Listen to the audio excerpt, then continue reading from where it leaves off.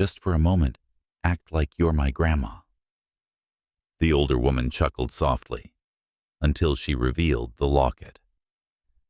The community garden bloomed vibrantly under the gentle morning light, its flower beds bursting with color, roses in deep crimson daisies, nodding in the breeze, and sunflowers stretching tall like sentinels.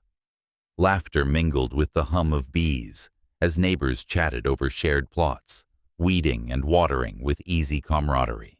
Elderly folks gathered on woven blankets, swapping stories of harvests past, while grandchildren scampered between rows, their tiny hands sticky with soil and joy. A soft melody drifted from a portable radio, tucked among the tools playing old folk tunes that seemed to coax the petals open.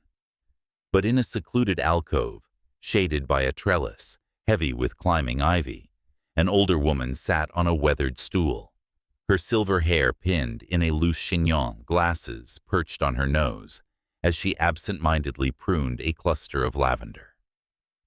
The world buzzed around her, vibrant and full, yet she remained adrift in quiet reflection, untouched by the lively tapestry. She scarcely registered the patter of small feet until they halted mere inches away. Lifting her gaze, she found a young boy, perhaps 7 years old, his dark hair tousled overalls smudged with garden dirt and sneakers caked in mud. His brown eyes held a gravity beyond his years, steady and searching. "Ma'am," he said in a voice barely above a whisper, "please pretend you're my grandma just for today." She tilted her head, a bemused smile tugging at her lips. "Oh dear, what's this now?" But the boy's expression didn't waver. Instead, he fumbled with the chain around his neck, drawing out a small antique locket that gleamed faintly in the sun. His fingers, grubby but gentle, unclasped it and offered it forward like a sacred offering. She accepted it, her breath catching as she peered inside. A faded sepia image was nestled within the oval frame, a vibrant young woman with laughing eyes and auburn waves, cradling a newborn, swaddled in lace, her arm linked with an elderly couple, beaming proudly beside her. But wait. No, the couple wasn't quite right. The man's face was clipped from elsewhere, edges frayed, adhered with childish glue that had yellowed over time. A makeshift addition, a boy's heartfelt illusion. Her pulse quickened. Gazing from the locket to the child before her, she noted the same earnest gaze and tilt to his chin. He tapped the photo lightly. "That's Mama," he murmured. "That's me as a baby." She couldn't find words. He glanced up, eyes shimmering with fragile optimism. "You're in the picture," he continued. "You could be for real, too." The day before, Clara knelt in her modest living room, surrounded by the clutter of everyday survival laundry baskets overflowing, a half-eaten bowl of cereal on the coffee table, and a calendar marked with red ink for bills due. Sunlight filtered through threadbare curtains, illuminating the faint dust motes dancing in the air. She sliced an apple with practiced efficiency core, and all packing it into a lunch sack, alongside a peanut butter sandwich, wrapped in foil. Her auburn hair, streaked with early grays, fell loose around her shoulders, and dark circles shadowed her eyes from another sleepless night. Weariness weighed on her like an old coat, but her movements stayed precise, resolute. Behind her, on a threadbare rug, young Theo sprawled with a sketchpad, crayons scattered like fallen leaves, scribbling furiously, while muttering a made-up tune. Their home was cozy but cramped, the walls thin enough to echo every creak and whisper. On the kitchen counter sat a folded invitation, its edges curling Grandparents' Day at the Garden Club. Families welcome, cheerful illustrations of grandmas in bonnets and grandpas with canes gathered around a picnic basket. Clara creased it twice, until it disappeared into her fist. Theo glanced over. "Mama, what's that?" "Nothing, sweetie, just club stuff." The boy cocked his head. "Are we going?" Clara paused, knife hovering. "Would you like to?" Theo beamed. Yeah. Will Grandma come? Clara's chest tightened. She resumed slicing a bit more forcefully. Sweetie, she managed, voice even. Grandma, she's not able to. Theo's face scrunched. But she's in my locket. Clara sealed the lunch sack with a rubber band. That's an exceptional picture you made, remember? But she looks so real. Clara crossed the room, knelt beside him, and swept a lock of hair from his brow. She was someone wonderful once, a long time back. But now it's just us, and that's our most excellent adventure.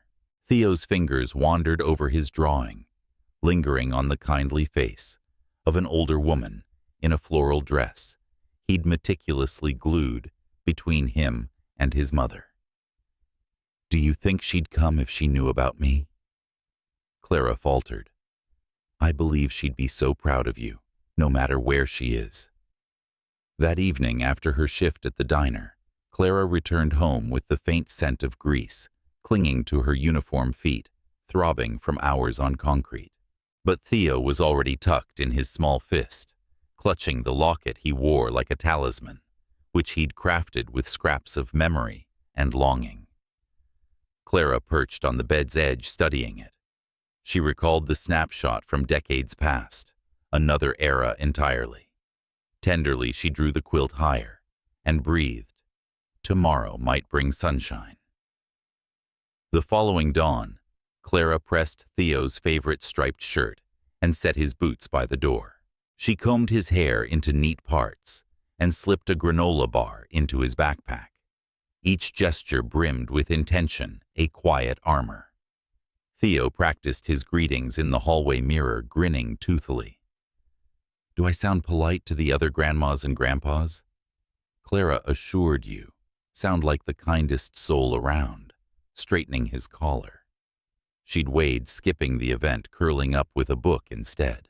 Yet a resilient spark within urged her on, yearning for a sliver of normalcy, if only for Theo.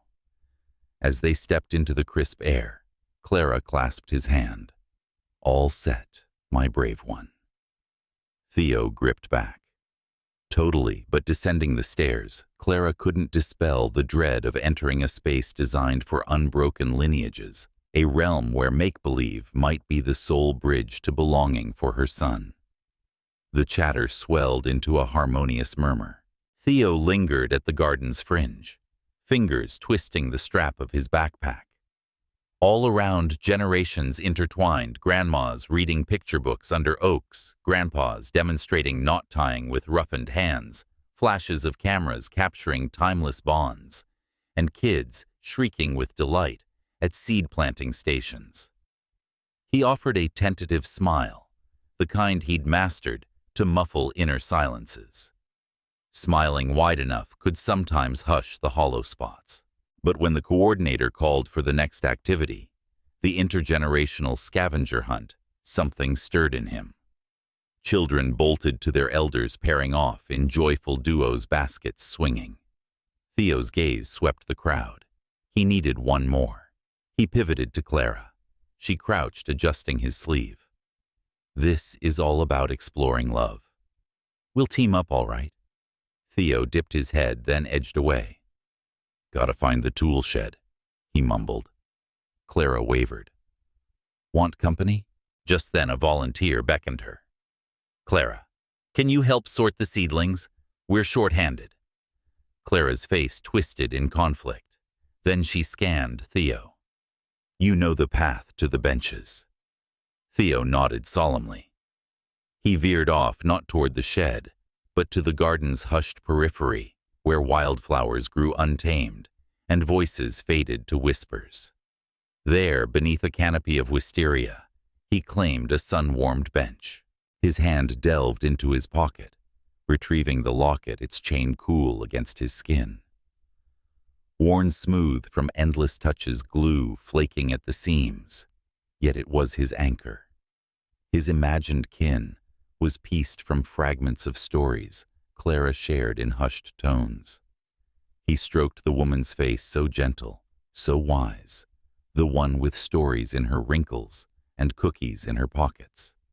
The one who'd mend scrapes with tales of far-off adventures. The one from the locket. His throat ached. He tilted his face to the clouds, then earthward. And there she was, mere yards off, settled on her stool, clipping stems with unhurried grace, as if time bent to her rhythm. He stared, pulse racing. That profile, that poise it, echoed the locket's promise, aged by years, but unmistakable. His grip tightened on the chain.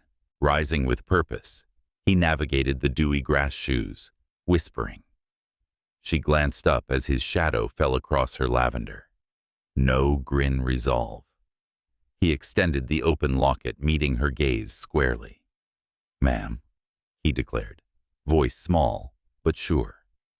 "Please pretend you're my grandma just for today."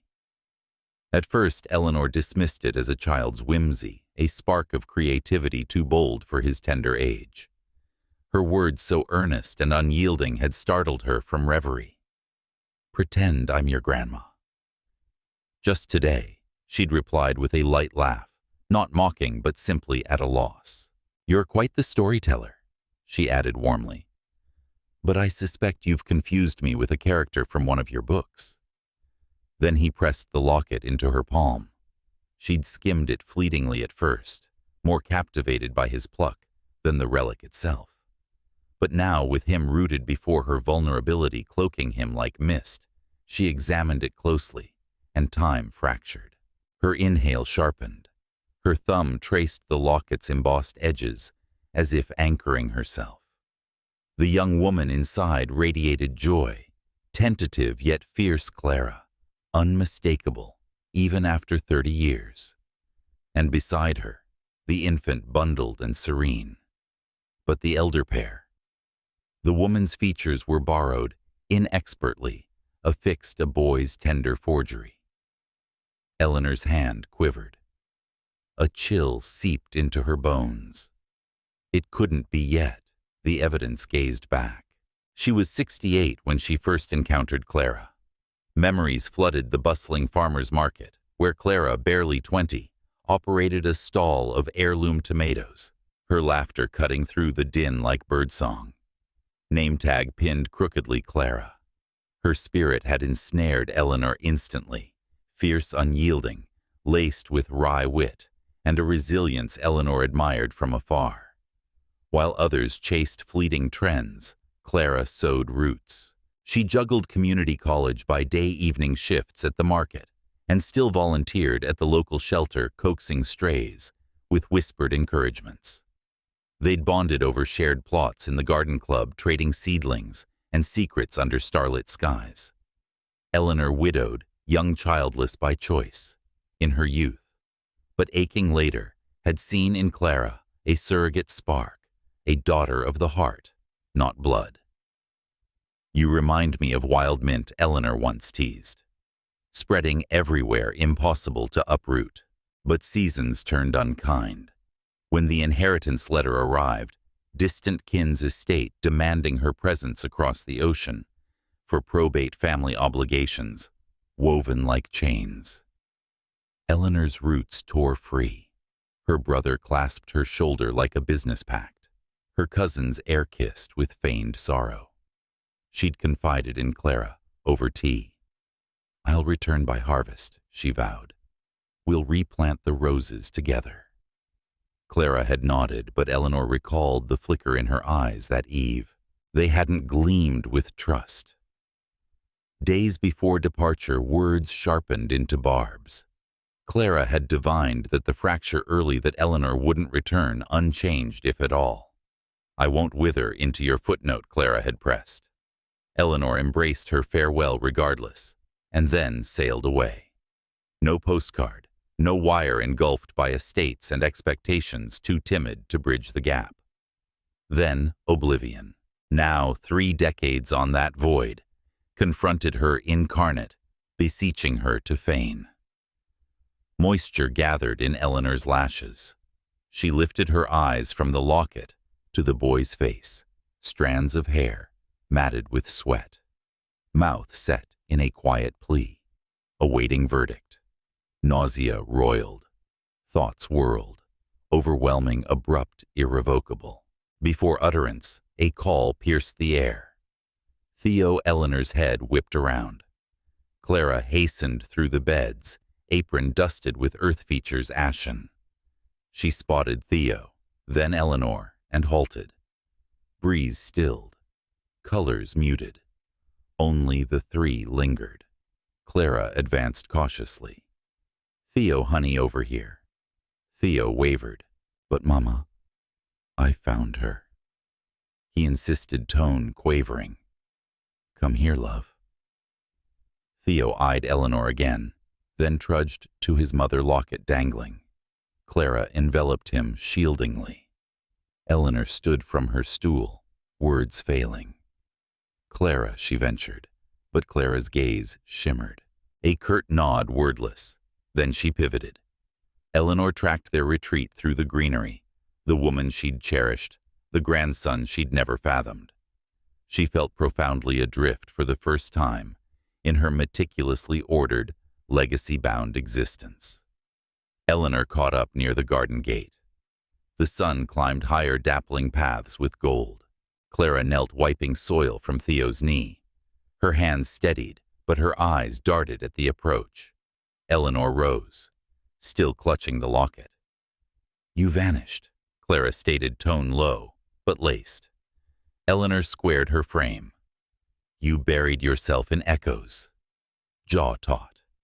"Is he mine?" Clara silent. "Please answer me. You sense it already." Eleanor revisited the locket. "You ought to have said." "I reached out," Clara replied evenly. "Dispatches. A wire or two, but you relocated. You faded. I searched in vain." Unthinkable. Eleanor protested, head shaking. 5 years of nothing, and you presume— I presumed zilch, Clara interjected, measured yet ironclad, no aid, outreach, or acknowledgement. Eleanor neared, timbre escalating. "So you chose for me. Deemed me unworthy of kin." I considered. Clara said, tears brimming, that I could plead for remnants from one who'd already departed, or nurture him with grace and grit alone. That struck like frost. Eleanor gaped, then clamped shut. Reply eluded. A hush deepened. Theo hovered behind Clara's skirt, watchful. "You let him fashion me as fiction," Eleanor uttered at length. "A fable of fancy. I gifted him a gentle myth," Clara breathed. Not the stark reality of a grandmother who departed pre-birth and never glanced rearward. I was ignorant. Eleanor softened, utterly unaware. Clara Theo blinked languidly. "Yet you never sought." Eleanor sighed, raggedly retreating as if to temper inner blaze. "I'm no grandmother," she grumbled. "Not forged for this." Clara's mouth parted, facade fracturing. "I demand nothing of you. He sees me in that locket," Eleanor pressed, strained. "Believes I fit there." "And you?" Clara queried, near inaudible. Eleanor regarded them both. Truth mirrored in their stares, but vertigo gripped. Guilt, bewilderment, ire, chiefly self-directed. I can't." She retreated further. "I can't manage this." Clara inclined her head. No rebuttal. She grasped Theo's palm and murmured, "Let's go, darling." As they ambled toward the bus stand, Eleanor rooted. Locket creased in her clasp. No summons trailed. They settled side by side on the bus. Theo pressed his temple to the pane silhouette blurring in transit. Clara observed him keenly, thumb circling his knuckles. Theo held quiet initially. Then faintly did I mess up. Clara's spirit splintered. "No, darling," she soothed, drawing him close. "You shone perfectly." Theo faltered. Why wouldn't she pretend? Clara swallowed tears. Adults get frightened even when they seem sturdy. Theo faced the vista anew. Dusk, gilded structures in amber and umbra. "Maybe she doesn't care for me," he whispered. Clara shut her lids, then enfolded him. "She doesn't know you yet," she consoled. Once she does, she'll adore you. You're the simplest heart to cherish." Theo nestled into her. The journey concluded mutely. Eleanor clutched the wheel in her vintage roadster locket on the dash. Knuckles blanched, horizon fixed. Beyond life pulsed tots with kites. Elders bantered. Tunes lingered distantly. But her ears rang with his plea. "Please pretend you're my grandma, just for today." Eyes sealed for the first occasion in ages, powerlessness enveloped her. She felt as one who'd forsaken a legacy surpassing all fortunes. Eleanor lingered alone in her estate's library. Shelves groaned with tomes, untouched volumes gathering dust like regrets. The desk is buried under ledgers, estate filings, and solicitor notes. A porcelain teacup brew cooled, rested by her correspondence beads of condensation, tracing paths. Yet none held her. She fixated on the locket. It sprawled upon mahogany, tarnished, adhered flawed. Her younger visage grinned from within gaze, a light with aspirations long extinguished. The infant central, not authentic, merely a yearning, excised from elsewhere, regarded her with plush, rounded orbs, Theo's. She grazed the glass, reclined lids inflamed from vigil. Slumber evaded since witnessing their egress. By dawn, she summoned aid. Her solicitor Harlan arrived with the dossier at midday. Discreet Eleanor instructed. No fanfare, no records. Verity alone. Harlan assented. Specifically, do you desire this? Deliver unvarnished fact. Fact assailed, fiercer than foreseen. Clara sought no stipend. No inheritance claim petition to Eleanor's firm advocate missive or uproar. She'd leased the same humble flat for nearly 4 years. Toiled dual shifts, market vending by morn night cleaning at offices, each cent funneled to Theo tutors, tales, clinic calls. No grievance traced solely devotion. Sheet upon sheet invoices, progress notes, snapshot of Theo in a leaf crown mask crafted from cast-offs. Eleanor sensed a blade twist inward. Remorse crept in insidiously. But this deluge, that twilight heaven's rent. Deluge lashed boulevards like retribution. Lightning forked afar. Gale wailed through estate rails. Eleanor framed the casement locket in grasp. An unyielding tenderness refused release. A timid yearning. She donned her shawl. Across town, Clara bore Theo to her bosom. The lad blazed with chill flesh, fevered respirations faint. Clara's brawly is shredded in gusts, and no auto is at hand. Shawl-drenched tresses, plastered slippers sloshing with each stride. Undeterred. The apothecary lay 8 avenues off. "Steady, my star," she urged. "Nigh there." Theo mewled faintly. Torrent intensified. Clara faltered, near toppled. Then beams. A polished sedan glided curbside rubber sighing on slick stone. The door yawned. In, she iced. Eleanor emerged into the downpour parasol, aloft. "You'll both drench," she urged. Voice altered no poise or reserve. It quavered. Clara paused. Theo wheezed. She advanced. Eleanor unlatched the rear. Clara ascended soundlessly. Eleanor draped her wrap over them, slid to the helm, and accelerated. Within the dispensary, Eleanor perched corridorward of the consult chamber locks, sodden frock adhering. The attendant emerged post-quarter hour. "He'll mend," she assured. "Mere ague, repose hydration tending for days." Clara sighed deeply, palm to breast. Eleanor rose. "He's well." Clara nodded, voiceless. They exited conjointly, drizzle, easing to haze. At the vehicle, Eleanor lingered, door ajar. As Clara pivoted to express, Eleanor proceeded. "I seek no absolution," she avowed. Clara mute. "But heed I didn't forsake him. Existence unknown to me. No justification, yet verity." Clara engaged her regard. I comprehend, she murmured. Doesn't erase. Nay, Eleanor cracked. Yet perchance commence anew. Gaze lowered. Cannot reclaim decades. Cannot reclaim lapsed solstices, omitted instants. You bore all alone, then uplifted timbre firm. But share the burden henceforth. I yearn to. Clara beheld her. There she resembled no heiress, a soul submerged in contrition, grasping for renewal's gasp. I yearn for a role in his days, she pressed, even as the one arriving in storms. Extended quietude. Then deliberately, Clara unlatched and settled adjacent. It bloomed subdued. The morning after Eleanor stationed herself beyond Theo's academy, Clara spied her amid the parental throng. She appeared ill at ease, palms in cardigan coiffure askew, as if attired hastily and overly prim. Clara escorted Theo to the portal, anticipating a salute and departure, but Eleanor advanced. Might I convey him homeward today? She queried. Should it suit? Clara demurred. Theo's orbs sparkled. May I? Mama. Clara appraised them.